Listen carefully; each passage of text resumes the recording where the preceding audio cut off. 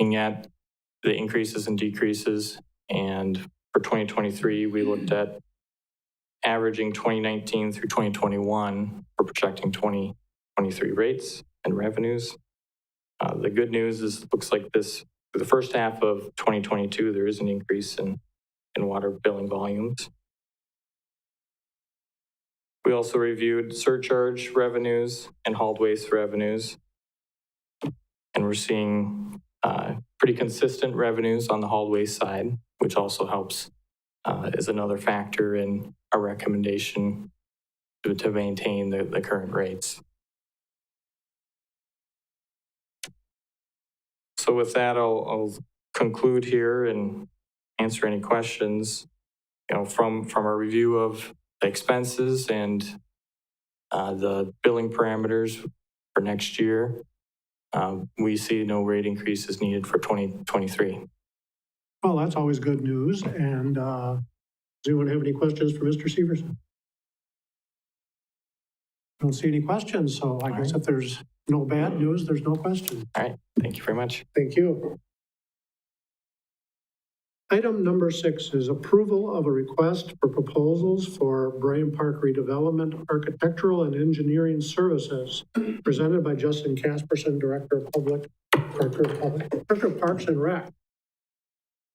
Justin. Thank you. Good evening. My request tonight is to seek professional engineering architectural services related to Bryan Park. We started a Bryan Park redevelopment plan back in 2018 by retaining CBS Square to do a master plan and to develop a strong vision for the property. We're now at the point of trying to put a shovel in the ground and finalize design plans, construction and bid documents, as well as construction drawings and final specifications and costing. The project itself will tie everything together, which includes the pickleball courts, the softball field, the open air shelter, restrooms, the playground, as well as the parking lot. The plan is phasing. It's going to be a 5-year phasing, so softball field in 23, tennis courts or pickleball courts in 24, playground in 25, the restrooms and pavilion in 26, and then the parking lot in 2027. Included in your packet is the latest rendering for the park. There's not a lot of substantial change in the park, other than maybe the biggest one will be converting the 4 tennis courts into pickleball courts. This item was reviewed by the Park Rec and Forest Committee last week, Wednesday. They did approve it and send a positive recommendation to the Board of Public Works. I'll entertain any questions. Anyone have questions for Justin?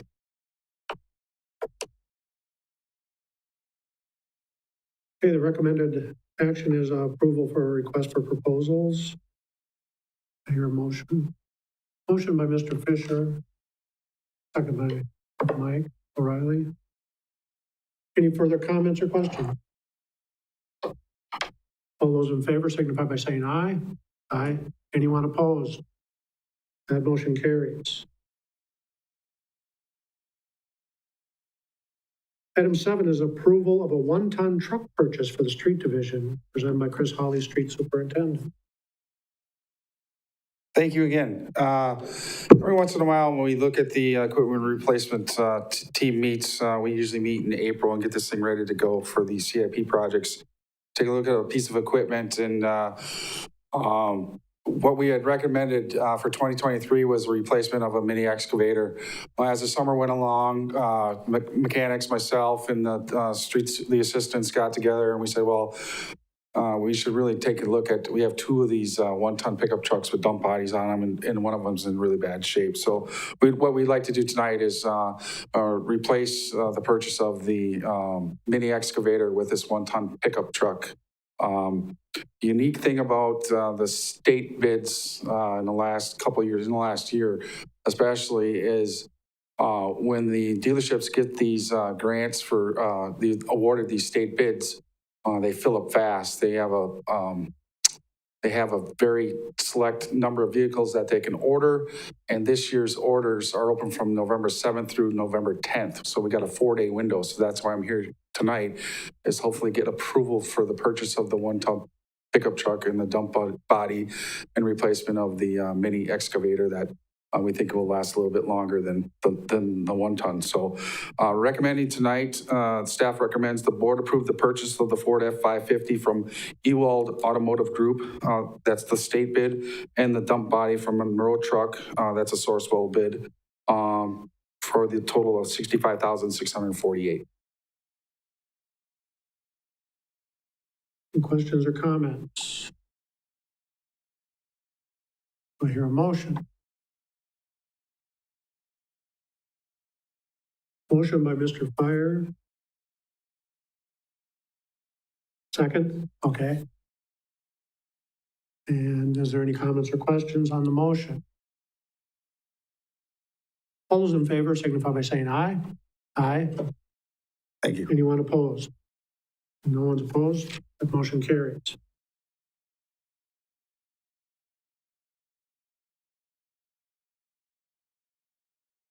Item number 8, a review of heavy truck route status on East 14th Street from Maple Avenue to Peach Avenue, presented by Tom Fairchief, City Engineer. Tom.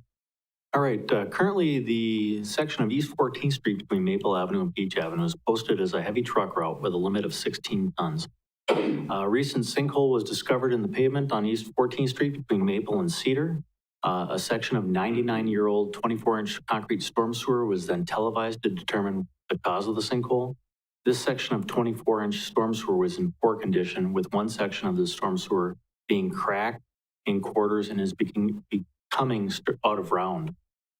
East 14th Street has been identified for an overlay in 2024, but due to the condition of the storm sewer, an asphalt overlay would not be recommended. And this section of East 14th Street should be placed in the capital improvement program for a total street reconstruction project. Even though the section of storm sewer is in poor condition and it's not an immediate danger of failure, heavy truck route status on this section of East 14th Street between Maple Avenue and Peach Avenue should be rescinded to reduce further damage. Therefore, I'm recommending that East 14th Street between Maple Avenue and Peach Avenue be posted no trucks, and that the administrative code for traffic and parking be amended to reflect this change. I further recommend that the project be developed for submittal and prioritization within the city's capital improvement program for future replacement of East 14th Street from Maple Avenue to Vine Avenue. Any question? Any questions? Do I hear a motion? Motion by Brian. Second by Michael Riley. Any questions or comments on the motion? Seeing none, all those in favor signify by saying aye. Aye. Anyone opposed? That motion carried. Item 9 is approval of the 2023 to 2025 asphalt paving list presented by Tom. All right, we'll start with 2023. On 2023, we have Lemley from 21st Fifth Street, Lemley to Antone, Cherry Avenue, 1st Street to 2nd Street, which is a carryover from this year's project. Edison Street from Cedar to Becker, and then Vine Avenue from Becker to Edison. These projects will also include sanitary sewer work and water main work. Becker Road, Maple to Cherry, and Northridge Street, Central to Hamas. We also have 5th Street, Antone to Hume, Antone Avenue, 4th Street to 5th Street, Lincoln Avenue, 14th to the south, about a quarter mile heading towards the city limits, and then Lincoln Avenue at the viaduct, which is about 100 feet. With this project, this year's work, we did want to do some catch basin repairs on Veterans Parkway. We determined that there are some catch basins that have failing rings, as Chris was mentioning earlier this year. So we moved a couple of the asphalt alley projects out and put $75,000 in for catch basin repairs on Veterans Parkway. And then one of the things we've been seeing downtown with the colored crosswalks is that there's some deterioration that's taking place in those. And we'd like to make the downtown, keep it walkable. So we're proposing to throw $130,000 in doing a colored crosswalk replacement project here in 2023 for the work we're doing. We also have a location where we have pavement replacement with curb and gutter, where we pulled the asphalt in, or the concrete out, and replace it with asphalt. And we're looking at doing Palmetto Avenue, Daggy to Becker, next to Madison School. And then finally, for the 2023 season, we have overlay projects, A Street from Palmetto to Peach, and St. Joseph's Avenue from Arnold to the asphalt that goes to the north. In 2024, we're finishing up a neighborhood we started several years ago, which is 11th Street, Adam to Locust, and 12th Street, Adam to Locust. Then Locust Avenue from 13th to 11th.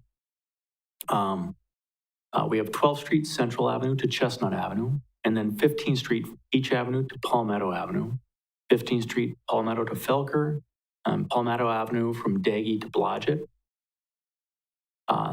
We have 3 alley projects. These are on the east side or west side of Central Avenue from Arnold Street to Blodgett, Blodgett Street to Cleveland, and Daggy to Edison. And we're looking at doing Marcy Court along with Lay Avenue.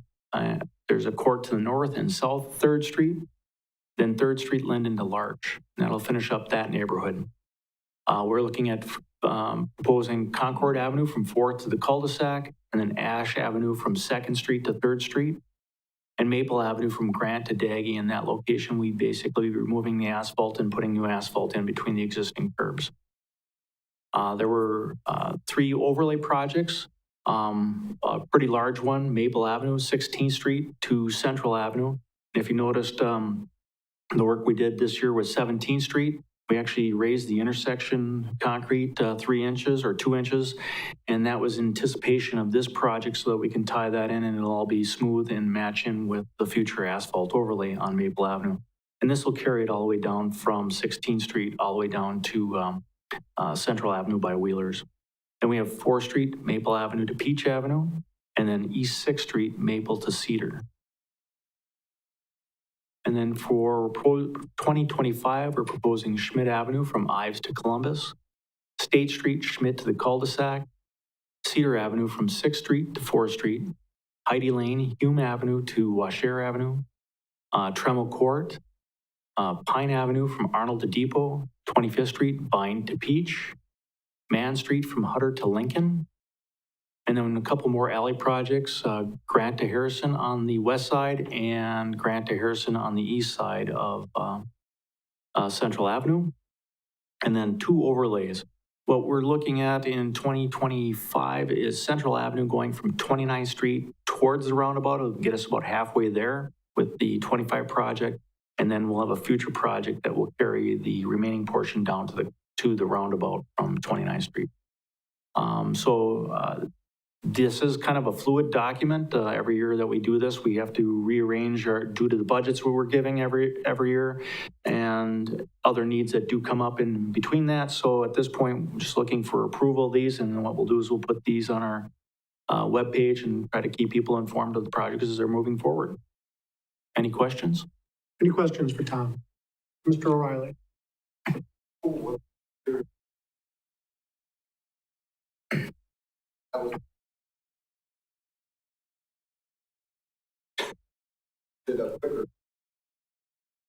I believe so. I think the additive they used for the color may have caused some of that. And if you notice when you drive them, even after it was done, it was a little bit raised compared to the other stuff. That's why we're seeing some of those failures. Any other questions?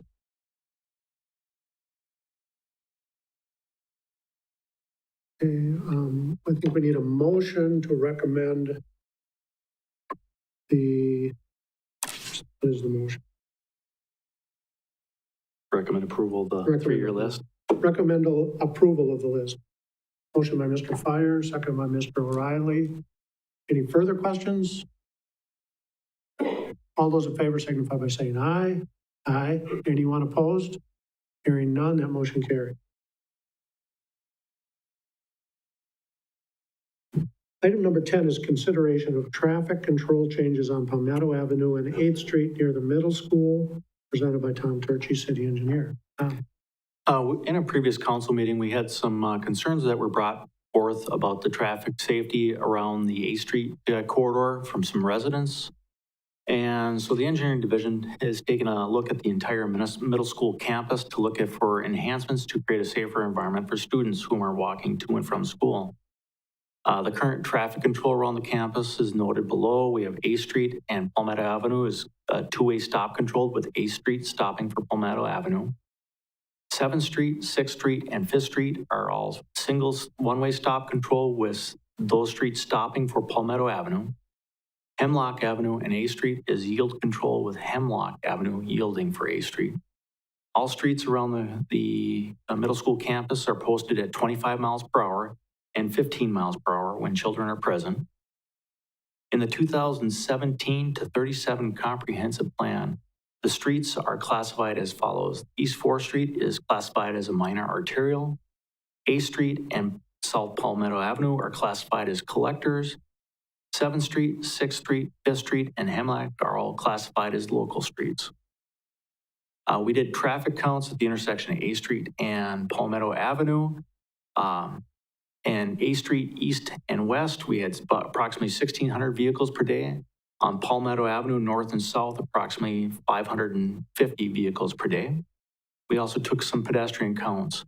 On the east side of Palmetto Avenue, we had 19 students walking north-south. And on the west side, we only had one. Palmetto Avenue, on the north side of A Street, we had 13 students, and on the south side, we had one.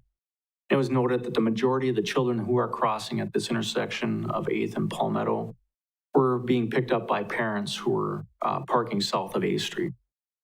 No additional pedestrian counts were available at the intersections of 7th, 6th, or 5th at the time of this memo. We did take a look at the 5-year crash history around the campus. And A Street and Palmetto Avenue had 3 crashes over the last 5 years. One of the crashes actually took place one of the days that we were looking and counting that intersection. So that kind of pushed the intersection severity rate up a little bit because I put that one into this. Otherwise, it would not have met warrants. That crash occurred on October 4th. East 4th Street and Palmetto Avenue had 1 crash over the past 5 years, and there were no warrants for that rate of action. All the other intersections had no accidents over the last 5 years. We looked at vision triangles, and the only one that had a minor obstruction was at the southwest corner of 7th and Palmetto Avenue, and we'll probably be sending a letter out to let them know to trim up their bushes on that corner. It's not a real big issue. One of the major problems I did notice when reviewing the middle school campus was the parents parking vehicles way too close to the marked crosswalks.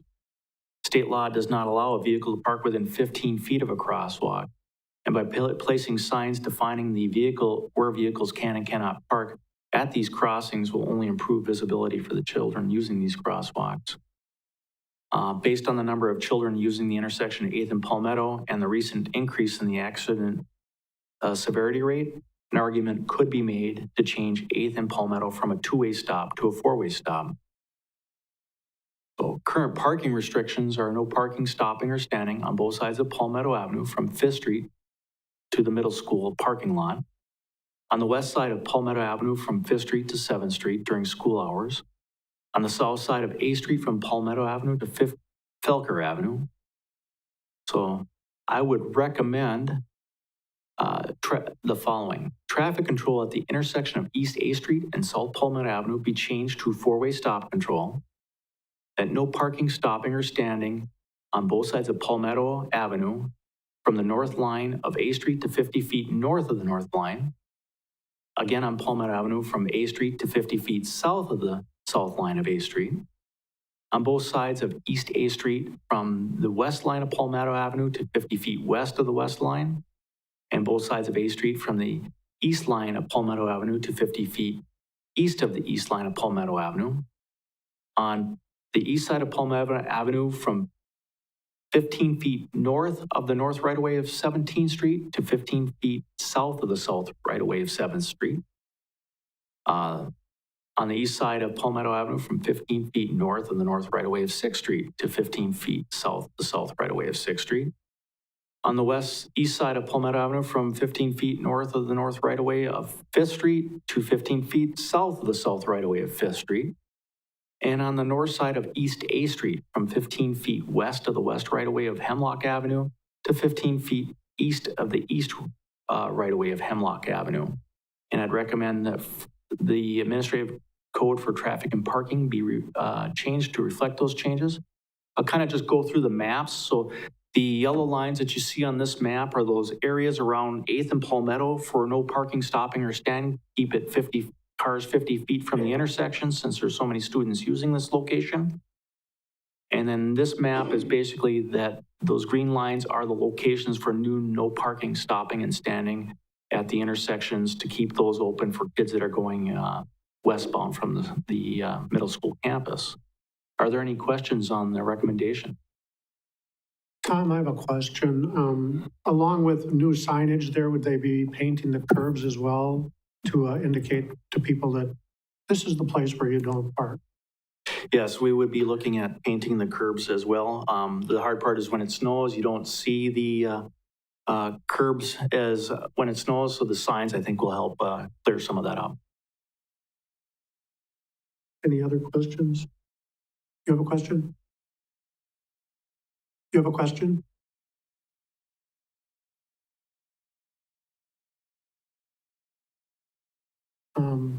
Is there any objection to citizen comment during this time? Step up to the microphone, please. State your name and address for the record. My name is Rebecca Redding. I'm under the Safe at Home program, but citizen of Marshfield.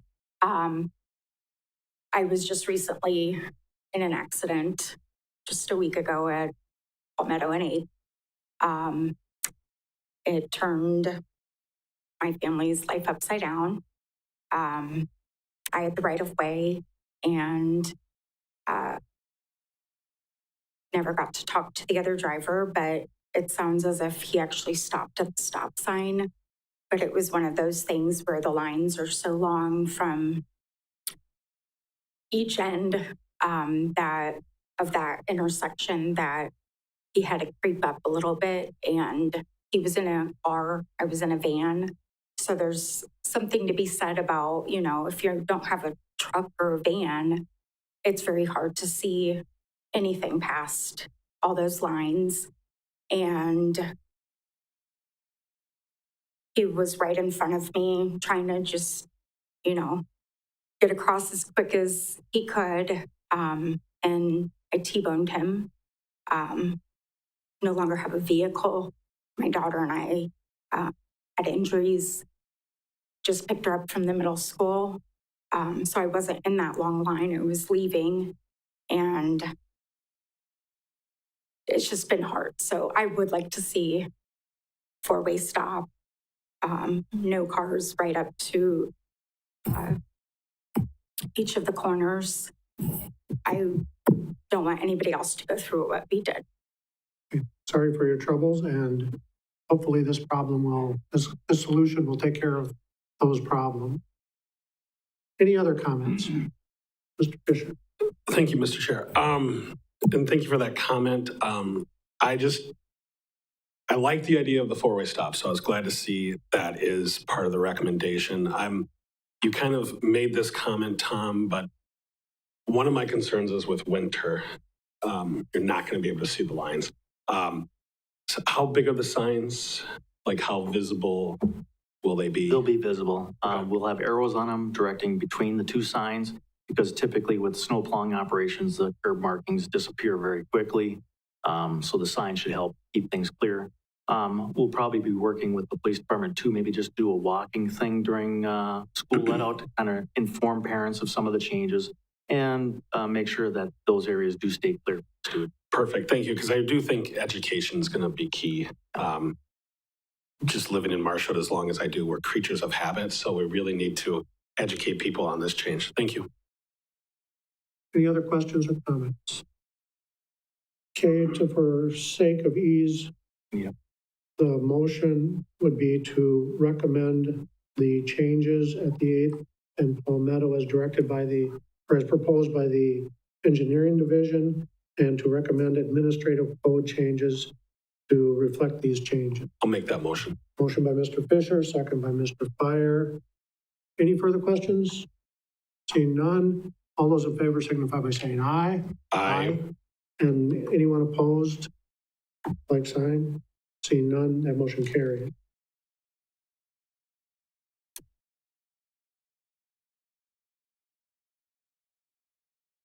Sorry, I lost my agenda here. Item number 11 is to set the date and time for the first Board of Public Works meeting in November. All right, as you recall, we run into this every so often where the first Monday and the first Tuesday are in the same week. So what we're looking is proposing to have the first Board of Public Works meeting for November on October 31st at 5:30. Are there any objections to this? Yeah.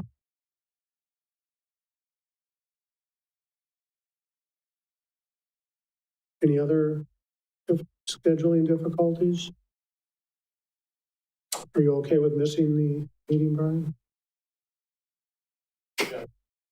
I'm okay, then we're gonna be here. Okay, as long as we'll have a quorum. Yeah. Okay, I need a motion to change the Board of Public Works meeting to October 31st. Yeah. Okay, motion by Brian. Second? I'll second it. All those in favor signify by saying aye. Aye. And anyone opposed? Seeing none, that motion carries. Are there recommended items for future agendas? Fisher? Thank you, Mr. Chair. I had a couple citizens ask me to have the Board of Public Works discuss the downtown parking time limits. A couple people have just been mentioning to me that some of them are 90 minutes. They'd like to see that go to 2 hours. So I'd just like to have a discussion about that. Thank you. Okay. Anything else? Mr. Fire?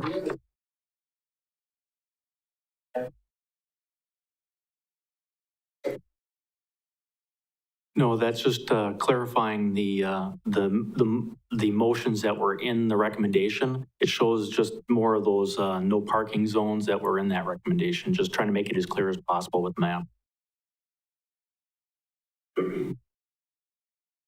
Any other items for future agenda? Motion to adjourn? By Brian, second by Mike O'Reilly. Adjourned.